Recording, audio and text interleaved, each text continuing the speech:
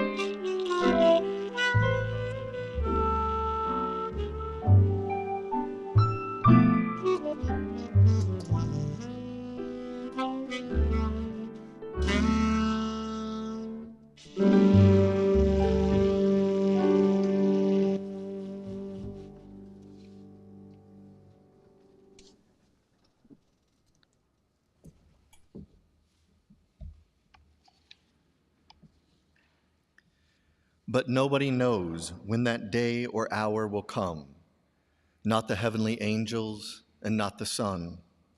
Only the Father knows.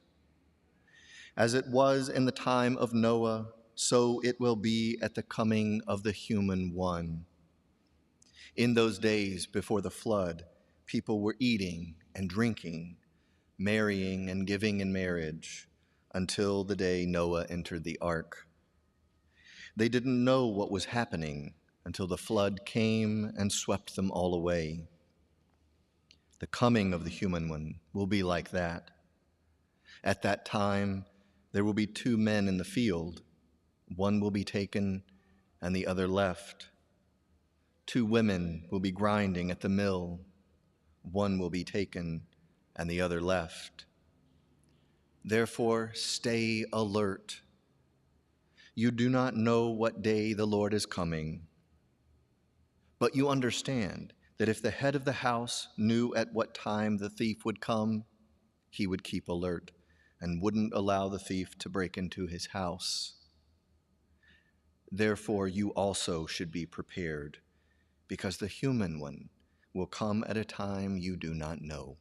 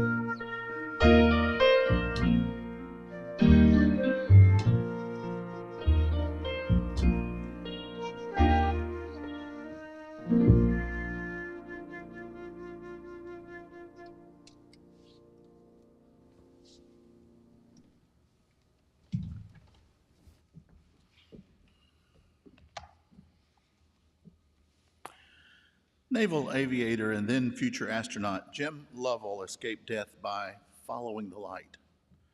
Lovell is best known as the commander of the Apollo 13 moon mission, in which an explosion in the spacecraft forced Lovell and the two other astronauts to improvise to return to Earth. It wasn't his first brush with death. In 1953, Lovell was a young naval aviator flying his first night mission from an aircraft carrier. In an oral history in 1999, Lovell told of his reluctance to fly at night. I told the skipper, I'm having a little trouble flying in the daytime yet, and you want me to go out at night? And landing on an aircraft carrier is difficult enough in the daytime. Lovell would try to land on an aircraft carrier in the middle of an ocean at night. But this was not even an ordinary night landing. As he was returning to the aircraft carrier, Lovell lost power to his jet's electronics. He still had his interior lights, so he could see his altitude and avionics. There was a very low cloud cover that night, so he had no way of seeing where the carrier was. He descended below the clouds, and then he lost all electronics. He had no interior lights. The cockpit was dark. He thought he would have to ditch in the Pacific. His chances of surviving such a maneuver would be very low indeed. As he continued to descend, he noticed something strange. He saw a luminous green glow in the water, in a straight line, going for about 1 kilometer or so. He then remembered that there was a type of plankton, an underwater plant that is found in marine environments. When disturbed, it glows green. He figured out that this was happening due to the aircraft carrier's propeller stirring up the water. In the wake of the ship, this green algae was lighting up the runway for him.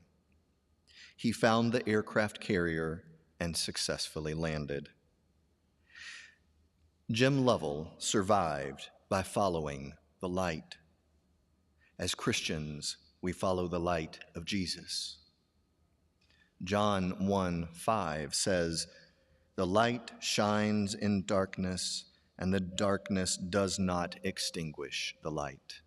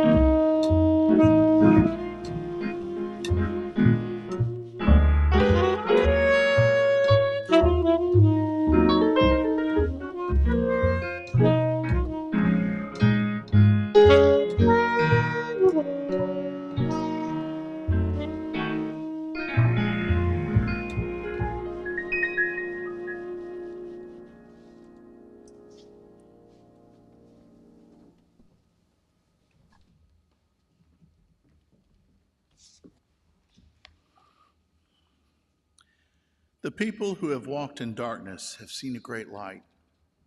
You are the light of the world. Be light in our darkness, O Christ. We look for light, but we find darkness, for brightness, but we walk in gloom. We grope like those who have no eyes. We stumble at noon as if in twilight.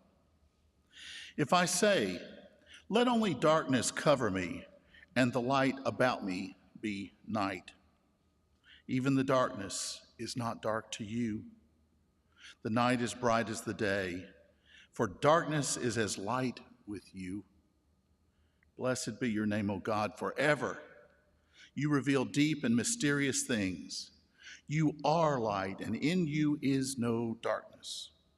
Our darkness is passing away, and already the true light is shining.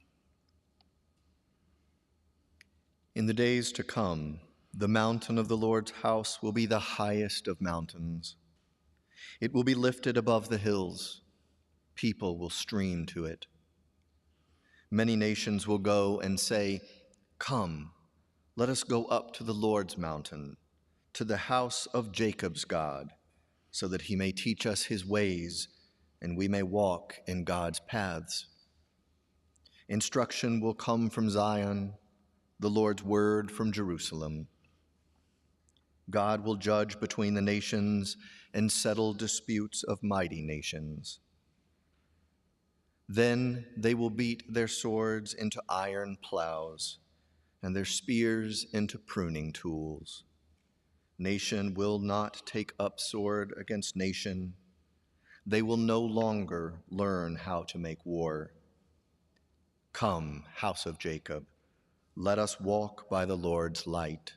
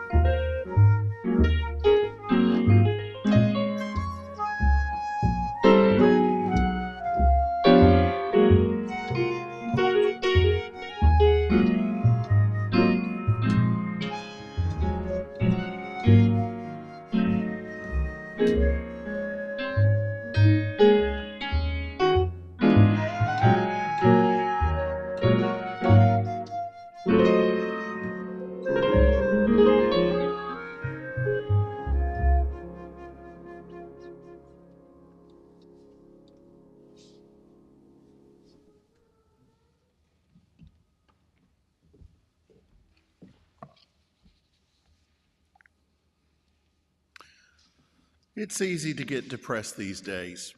Between mean-spirited win-lose politics, the dismissal of fact-based debate, public shootings, brutal treatment of migrants and asylum seekers, extreme weather events, and destabilized foreign relations, the darkness around us seems to be deepening. Fear is its constant companion. What's a person of hope and integrity to do? The darker things get, the more afraid you may become to speak out, to venture truth, to stand for justice or mercy. Yet it is exactly at that time that your light matters the most. But how do you shine when all the evidence around you says to give up or dim your flame? Or worse, when the evidence seems to be that your light makes no difference? I want to share with you 3 ways to be a light in the darkness, to increase the brightness in a time of widespread doom and gloom without also increasing the darkness. Consider the nature of light. Jesus and other wisdom teachers tell us that light is the manifestation of love, wisdom, and truth. The sciences tell us that light waves carry information and thus intelligence. Both biblical authors and modern-day ecologists tell us that life is the basis of all life. Given then that you are stewards of this love, wisdom, and truth, this information and intelligence, this life-giving energy, what kind of action can you take to increase the light and diminish the darkness? First, befriend the love that resides deep inside your soul. You know who you are. You know what you believe in and what you stand for. Take comfort in this inner knowledge. Visit this place within often so that you do not lose your way in larger spheres of chaos. As you become a frequent visitor to the inner vaults of peace and wisdom, you will radiate soul energy into the world. As you shine this light into the world, you replenish the world's depleted storehouse. Second, speak truth and wisdom out loud. Let it pierce the deceit and vagueness within which evil thrives. Truth is a brightly glowing torch. It carries a very high spiritual vibration. When you speak, your words reverberate far beyond your knowing, offering hope, instilling strength. Take care, though, that you do not also increase the darkness by coupling your words with blame, judgment, or contempt. Jesus reminds us to judge not, lest we ourselves be judged. The simple meaning is that others may counter your truth and your judgment with their own. At a more subtle level, the energies your speech carry not only penetrate those around you, but they ripple back into your own life. Take care the energies with which you speak. Third, lift up the values and ethics over politics. Political expediency is about getting and maintaining power over others at all costs. It's about winners and losers. In the game of politics, the ends justify the means. Not so with ethics. Here, the means matter greatly. For it is in the wise use of power that social capital is accrued. How people are treated, how the earth is stewarded, how the vulnerable are shielded from harm, matter every bit as much as any final result. One pastor friend said, "It's the same in our churches when it comes to human sexuality. We're saying the same thing as the Senate and the Congress.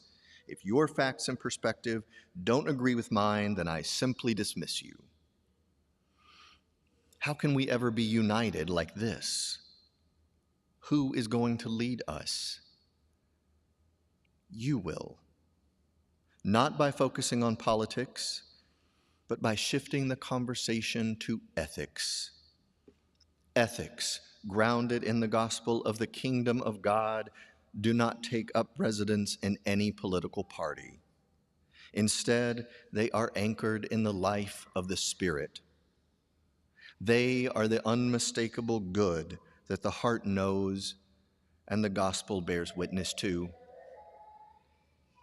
Communicate information and intelligence.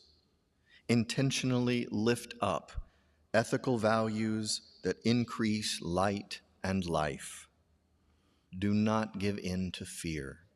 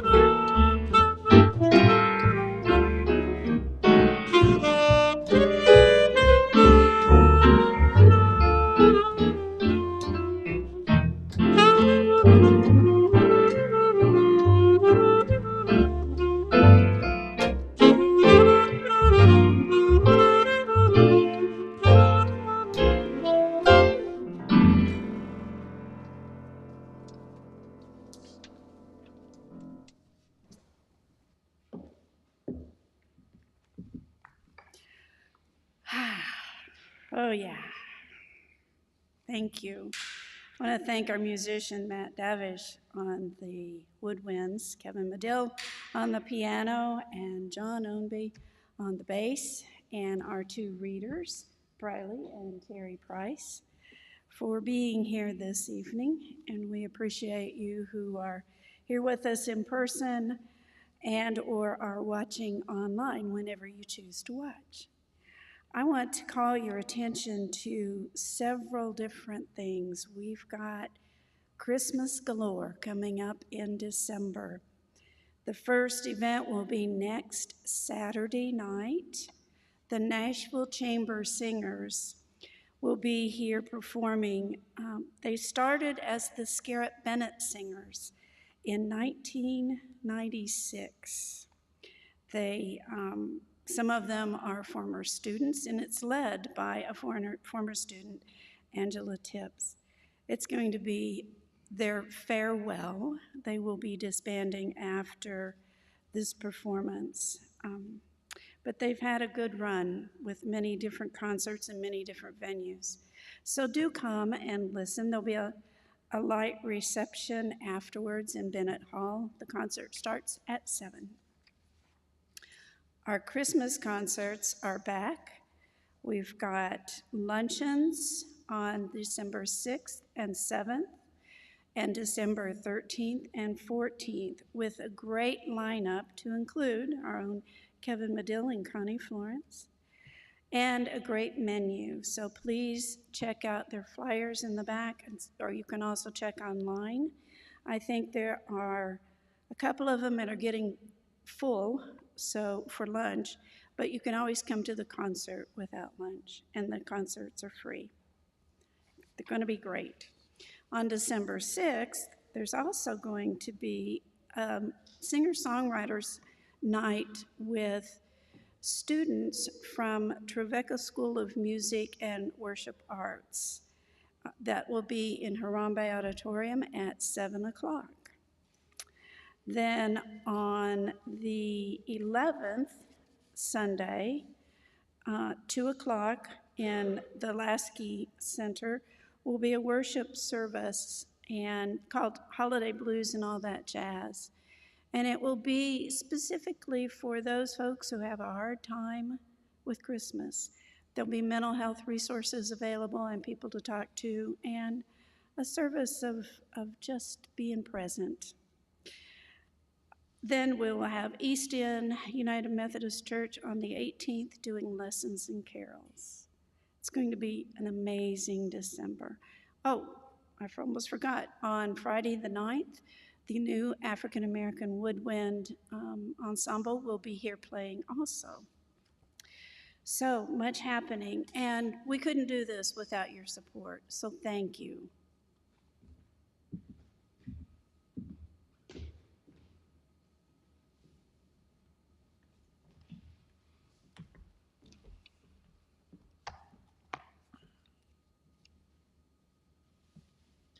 As you do all this, you know what time it is. The hour has already come for you to wake up from your sleep. Now our salvation is nearer than when we first had faith. The night is almost over and the day is near. So let's get rid of the actions that belong to the darkness and put on the weapons of light. Robert Louis Stevenson, author of Treasure Island and other classics, grew up in Edinburgh, Scotland in the 19th century. At the end of each day, as darkness spread over the city, Robert would watch with fascination as the lamplighters came down the street, lighting the gas street lamps. One evening, seeing their son with his face pressed against the window, Robert's parents asked him what he was looking at. Robert replied excitedly, "Look at that man. He's punching holes in the darkness." Long ago, Jesus, the light of the world, was born in a dirty stable on a cold, dark night. Like the lamplighters in Edinburgh, Jesus came to punch holes in the darkness. He came to bring joy and hope, to light the way to a brand new day. Now, over 2,000 years later, it seems to many that light has gone out. COVID-19, political unrest, conflict, and natural disasters have left them reeling, their hearts failing them from fear and the expectation of those things which are coming on the earth, as described in Luke 21:26. For many, as they look towards the future, they see only darkness, with not even a glimmer of light. And yet, that light still shines. It shines in you, and it shines in me, and all God's children. We, like Jesus before us, are the light of the world. As we go about our daily lives, sharing a kind word or a helping hand with those we meet, we too are punching holes in the darkness, helping others see the light. This Christmas season, as we celebrate the light, let us be determined to punch holes in the darkness wherever we go. Like St. Francis, let our prayer be, Lord, make me an instrument of your peace. Where there is hatred, let me sow love. Where there is injury, pardon. Where there is doubt, faith. Where there is despair, hope. Where there is darkness, light. And where there is sadness, joy. Let's let the light shine through us this season, bringing joy and hope wherever we go. Together, let's start punching holes in the darkness today, bringing the light to everyone we meet. As you leave the house of the Lord, open your eyes to the signs of God's presence all around you. Stay awake and be constantly ready to welcome the Prince of Peace. Put on the clothes of Jesus Christ and walk with the Spirit in the path of light. Go in peace. Amen.